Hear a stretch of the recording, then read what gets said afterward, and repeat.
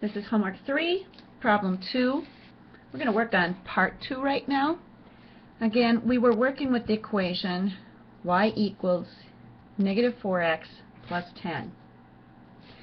And in part 1, we checked to see if the coordinate pair 1/2, 8 is a solution to the equation. We found out we got a true statement, so yes, it is a solution. And in part 2 here, we're going to check to see if the other coordinate pair, negative 1, 6, is a solution to the equation. Again, we write down the equation, we write down the coordinate pair, and we label the values in the coordinate pair, x and then y.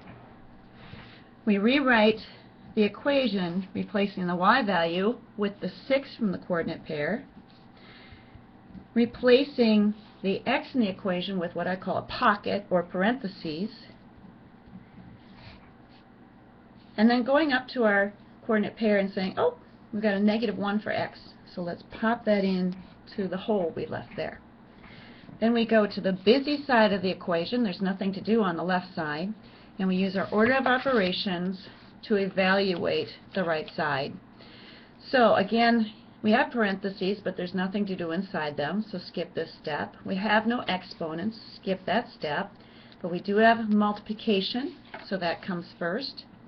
And I have negative 4 times negative 1. A negative times a negative is a positive. Alright, I bring down my plus 10, and I add these two up, and I get 14. But wait a second. If I look at the other side of the equation, I have 6. Put the equal sign back between them, but wait a second, this does not make sense. 6 does not equal 14. Now, if we had made a mistake and said negative 4 times negative 1 is negative 4 plus 10, then I would have gotten 6. That's incorrect. I do get 14. These two values are not equal. This is how we show that, a slash through the equal sign.